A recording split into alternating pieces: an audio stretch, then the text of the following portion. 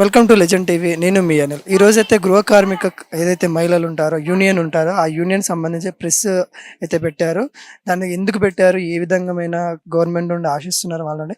Madam చెప్పండి, ఈ రోజు ప్రెస్ మీట్ పెట్టడానికి గల కారణం ఏంటి? నా పేరు మంజుల. నేను గృహ కార్మికుల యూనియన్ అధ్యక్షురాలుగా పనిచేస్తున్నా. ఈరోజు ఇక్కడ మేము సమావేశము కావడానికి ముఖ్య కారణం ఏంటంటే, గృహ కార్మికులందరూ అసలు చిన్న చూపు చూస్తున్నారు. పని ప్రదేశాలలో కూడా రక్షణ లేదు, వేధింపులకు గురవుతున్నారు. గృహ కార్మికులు అంటే అసలు ఏ ఎక్కడ మాకు గుర్తింపు, గౌరవం అనేది లేదు. మమ్మల్ని గుర్తించండి. ప్రభుత్వ అధికారులకు మేము తెలియజేసేది ఏంటంటే, మేము కూడా మనుషులమే, మేము కూడా కార్మికులమే. మమ్మల్ని కార్మికులుగా చూడండి. మేము రకరకాల 4-5 రకాల ఇళ్లలో పనిచేసి వస్తాం. రకరకాల సరుకులు వాడతారు. ఆ సరుకులకు కాళ్ళు చేతులు ఆరోగ్యం పాడైతున్నాయి, నడుముల నొప్పులు వస్తున్నాయి. మేము పని చేసి చేసి అలసి సొలసిపోతున్నాం. ఏదైనా దగ్గు వచ్చినా, నడుములు వచ్చినా, తుమ్ము వచ్చినా కానీ మేము హాస్పిటల్ పోవాలంటే 1000 రూపాయలు ఫీజు పెట్టలేని స్తోమత. జస్ట్ చూస్తేనే వాళ్ళు 1000 రూపాయలు ఫీజు అడుగుతున్నారు. మాకు అనారోగ్య పాలవుతున్నాం. మేము ఎంతో అనారోగ్య పాలై గురవుతున్నాం. ఎంతో మంది గృహ కార్మికులు నడుము నొప్పులతోని వాళ్ళు చేసుకొని లేని పరిస్థితిలో ఉన్నారు. మేము ఈ రోజు ఏమడుగుతున్నామంటే, ప్రభుత్వ అధికారులకు మేము విన్నపించుకుంటున్నాం ఏంటంటే, ఈఎస్ఐ కార్డు మాకు గృహ కార్మికులందరికీ ఈఎస్ఐ కార్డు కల్పించాలి. అలాగే 55 సంవత్సరాలు నిండినాయి అంటే పెన్షన్ కావాలి మాకు. గవర్నమెంట్కు మేము వేడుకుంటున్నాం, 55 సంవత్సరాలు నిండిన వారికి పెన్షన్ కల్పించాలి. అలాగే పిల్లలకు కూడా స్కాలర్షిప్ కల్పించాలి. అలాగే ఇందిరమ్మ ఇండ్లు గత ప్రభుత్వ పాలనలో మేము ఎన్నో మెమోరాండంలు ఇచ్చాము, ఎన్నో డిమాండ్స్ చెప్పాము, ఎన్నో ర్యాలీలు, ధర్నాలు చేశాము. మాకు డబుల్ బెడ్రూమ్ ఇస్తామని హామీలు ఇచ్చారు. కానీ గృహ కార్మికులు ఎంతో మంది ఇల్లు లేని నిరుపేదలుగా ఉండిపోయారు. ఇల్లు కిరాయి కట్టి లేని పరిస్థితి. ఎక్కడ పోయినా కానీ ఒక రూమ్కి 5,000, 6,000, 8,000 ఉంది. మా పిల్లల చదువులకు చదివించే స్తోమత లేదు. యజమానులు పని దగ్గర జీతాలు పెంచమంటే యజమానులు ఇంతనే ఉందనేసి వాళ్ళు కూడా జీతాలు కూడా పెంచట్లేరు. మేము ప్రభుత్వాన్ని ఏమడుగుతున్నాం, మాకు కనీస వేతనాలు అనేది మాకు కల్పించాలి. వారానికి ఒక రోజు ప్రభుత్వమే సెలవు ప్రకటించాలి. మాకు ఇందిరమ్మ ఇండ్లు కల్పించాలనేసి నేను కోరుకుంటున్నాను. ఎంతమంది ఉన్నారమ్మా ఇప్పటివరకు? ఇప్పుడు తెలంగాణలో 11 లక్షల మంది గృహ కార్మికులు ఉన్నారు. మా గృహ కార్మికుల యూనియన్ తెలంగాణ స్టేట్ లో 10,000 మంది వరకు రిజిస్టర్ అయ్యి ఉన్నారు యూనియన్ లో. మీరు చెప్పండి, ఏ విధమైన కోరుతా ఉన్నారు గవర్నమెంట్? हैदराबाद मेरा नाम तैयबा बेगम है। हैदराबाद की प्रेसिडेंट हूँ मैं। हम लोग यहाँ पर सुबजन इसलिए आए कि जिसमें हमको ये ऐसे कार्ड होना और पेंशन होना और क्या बोलते सो बच्चों का स्कॉलरशिप होना और घरा होना, बहुत जने घर राशन कार्ड नहीं बहुत जनों का, ये सब चीज़ों के लिए हम लोग 20 साल से रिक्वेस्ट कर रहे हैं लोगों के होना हमारे को बोल के। लेकिन अब सबके लिए लड़े। आप लोगों को ये गुजारिश है कि सबके लिए राशन कार्ड, पेंशन, ऐसी कार्ड, दवाखानों में जो बिल आ रही है, आजकल बीमारियां आ गए, उसके हिसाब से हमको बहुत ज़रूरी है ये सब चीज़ों को। गरीब लोगों की मदद करो बोल के बोल रहे हैं हम। మీరు గార్బేజ్ దాంట్లో మీరు వర్క్ చేస్తారా? ఎటువంటి ఇక్కడ చెప్తా ఉన్నారు.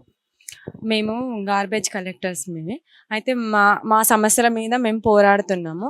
మేము కొత్తగా యూనియన్లో చేరామన్నమాట. అయితే మాకున్న ప్రాబ్లమ్స్ ఏంటివంటే, మేము మార్నింగ్ 6కి వెళ్తాము అక్కడికి పనికి. 6కి వెళ్ళి చెత్త కలెక్ట్ చేసాం కదా, మాకు గుర్తింపు లేదు. మేము గార్బేజ్ కలెక్టర్స్ అని మాకు గుర్తింపు లేదు. ఇంకొకటి మాకు గౌరవం కూడా ఇవ్వరు. అక్కడ ఏ చెత్త అబ్బాయి, చెత్త అమ్మాయి అని పిలుస్తుంటారు. అట్లా కాకుండా మాకు గుర్తింపు ఇవ్వాలి, మాకు గుర్తింపు కార్డు కంపల్సరీ ఇవ్వాలి.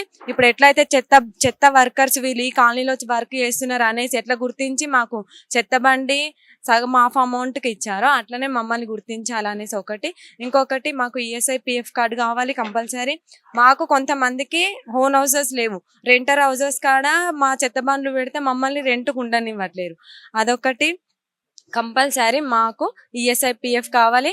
హైజీనిక్ కిట్ ఇస్తున్నారు కదా ఇప్పుడు పారిశుద్ధ కార్మికులకు, మరి మేము కూడా వాళ్ళ కిందికి వస్తాం కదా, మాకు కూడా హైజీనిక్ కిట్ అన్నది ప్రభుత్వం నుంచి రావాలి అని మేము కోరుకుంటున్నాం. ఇవ్వట్లేరు. తెలంగాణ ప్రభుత్వం వచ్చినప్పుడు హైజీనిక్ కిట్ అన్నది పారిశుద్ధ కార్మికులకు, రోడ్డు సఫాయి వాళ్ళకి ఇస్తున్నారు. ఇప్పటి వరకు మాకు రాలేదు.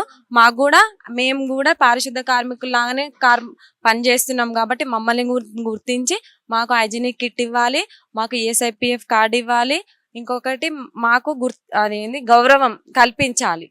బండ్లకు కూడా ఏమైనా రిపేర్ అవుతే మేమే చేయించుకుంటున్నాము. అట్లా కాకుండా బండికి కూడా ఒక ఇంత అమౌంట్ అన్నది బండి రిపేర్ కోసం గవర్నమెంటే పట్టించుకోవాలి. గవర్నమెంట్ వెహికల్, అది మా వెహికల్ కాదు కదా. మాకు మంత్లీ 4 వీకప్స్ కంపల్సరీ కావాలి. ఒక రోజు మేము వెళ్ళకపోతే ప్రెసిడెంట్, సెక్రటరీ వీళ్ళు కలిసి అక్కడ ఉన్న కార్పొరేటర్ కి ఇట్లా కంప్లైంట్ ఇవ్వడము, అక్కడ ఉన్న మా కాలనీ మేము ఎక్కడైతే చెత్త తీసుకెళ్తామో అక్కడ ఉన్న సూపర్వైజర్ మా బండి తాళం చేలు గుంజుకోవడం, ఇలాంటి న్యూసెన్స్ చేస్తుంటారు. మాకు హెల్త్ బాగాలేకుంటే ఉంటాము ఖాళీగా ఇంటికాడ, కానీ మాకు హెల్త్ బాగుంటే మేము కంపల్సరీ గార్బేజ్ కలెక్ట్ చేయడానికి ప్రతి ఇంటికి మేము వెళ్తాం. మీరు ఇలాంటి ఇవన్నీ సమస్యలు ఉన్నప్పుడు పై అధికారుల దృష్టికి తీసుకెళ్లారా గతంలో గానీ? గతంలో తీసుకెళ్ళి చాలా సార్లు, ఎన్నో రోజుల నుంచి ఈ ఉద్యమం ప్రారంభించినాం ఇక్కడ మేము. ఇప్పుడు గవర్నమెంట్ దృష్టికి వెళ్తుందని అనుకుంటున్నాం. తెలంగాణ ఉన్నప్పటి నుంచి చేస్తున్నాము. తెలంగాణ ప్రభుత్వం కేసీఆర్ సార్ మమ్మల్ని గుర్తించలేదు. ఈసారి రేవంత్ రెడ్డి సార్ అన్న మమ్మల్ని గుర్తించి మా బిల్లు అక్కడ పార్లమెంట్ లో పెడతాడని మేము ఆశిస్తున్నాం. తీస్తేనే మాకు గౌరవం అనేది, మర్యాద అనేది ఏదైనా ప్రజలు ఇవ్వగలుగుతారు. గవర్నమెంట్ దృష్టికి వెళ్తేనే వాళ్ళ మాటనే వాళ్ళు ఎక్కువగా ఫాలో అవుతారు. కాబట్టి మేము ఎంత ముడుతుకున్నా, ఎన్ని ధర్నాలు చేసినా కూడా అవి వేస్ట్ అయిపోతున్నాయి. ఒక గవర్నమెంట్ వాళ్ళు గుర్తిస్తేనే మాకు ఒక మర్యాద, ఒక గౌరవం, మాకు ఒక పేరు అనేది ఉంటది. దయచేసి గవర్నమెంట్ రేవంత్ రెడ్డి గారు కానీ ప్రతి ఒక్కరు మా గురించి ఒక్కసారి ఆలోచించి మా మా పని పరిస్థితులు కానీ, మా డిమాండ్స్ కానీ ఒకసారి గుర్తించి అవి ప్రకటించవలసిందిగా, ఆమోదించవలసిందిగా మేము హృదయపూర్వకంగా రిక్వెస్ట్ చేసుకుంటున్నాం. Thank you very much. मेरा नाम नूरजान है और क्या बोलते हैं सो मुझे घर, हम लोग को घर नहीं है, घर होना और क्या बोलते हैं सो पेंशन होना और दवाखाने का होना बस. ఇక్కడ ఏదైతే గృహంలో వర్క్ చేసే వాళ్ళు, గార్బేజ్ ఏదైతే చెత్తను తీసుకెళ్లే వాళ్ళు, మహిళలు ఎవరైతే ఉంటారో వాళ్ళ యూనియన్ ప్రెసిడెంట్ కానీ యూనియన్ మెంబర్స్ అయితే ఈ రోజు అయితే ఇక్కడైతే ప్రెస్ మీట్ అయితే పెట్టడం అయితే జరిగింది.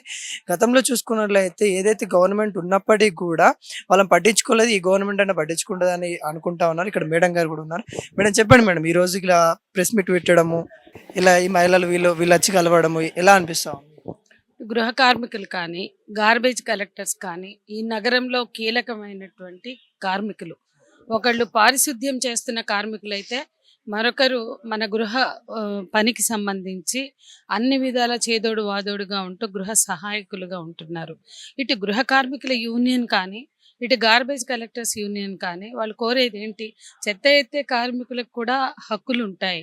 వాళ్ళు కార్మికులు, వాళ్ళు నిరంతరం ప్రతిరోజు పనిలో ఉండేవాళ్ళు. చెత్త ఎత్తే కార్మికులు వాళ్ళకి వాళ్ళ సంరక్షణ, వాళ్ళ భద్రతకు సంబంధించి ఎన్నో మెజర్స్ తీసుకోవాలి. పారిశుద్ధ్య కార్మికులుగా ఉన్న వాళ్ళకి ముఖ్యంగా ప్రొటెక్షన్, భద్రత రీత్యా చాలా ఇవ్వాలి. గ్లౌజెస్ కావచ్చు, వాళ్ళ యూనిఫామ్ కావచ్చు, వాళ్ళ హెల్త్ మెయింటెనెన్స్ కావచ్చు, అవన్నీ ఇస్తూ సామాజిక భద్రత చట్టం ఈ దేశంలో 2009లో వచ్చింది. ఆ సామాజిక భద్రత చట్టం కింద వాళ్ళకి వెల్ఫేర్ బోర్డులో నిధులు కేటాయించాలి. అట్లాగే గృహ కార్మికులుగా ఉన్న వాళ్ళకు కూడా ఇటు లేబర్ డిపార్ట్మెంట్లో వెల్ఫేర్ బోర్డు ఉంది. ఆ నిధులని పక్కదోవ పట్టిస్తున్నారు. కానీ వీళ్ళని గృహ కార్మికులుగా గుర్తించడమే కష్టమైంది. ఇంతకాలం గుర్తించలే. ఇప్పుడు కొంతమంది కార్డులు వచ్చినాయి. ఆ కార్డులు వచ్చిన వాళ్ళకు కూడా హక్కులు లేవు. కాబట్టి కనీస వేతనాలు 12,000 ఇవ్వాలి. వాళ్ళ గృహ కార్మికులు 11 లక్షల మంది తెలంగాణలో ఉన్నారు. 11 లక్షల మందికి కార్డులు చాలా తక్కువ మందికి వచ్చాయి. ఆ ఉన్న వాళ్ళకి పిఎఫ్, ఈఎస్ఐ సౌకర్యం లేదు, కొద్ది మందికే ఉంది. కాబట్టి ఈఎస్ఐ, పిఎఫ్ సౌకర్యం కల్పించాలి. ఎందుకంటే వాళ్ళు కూడా కార్మికులు.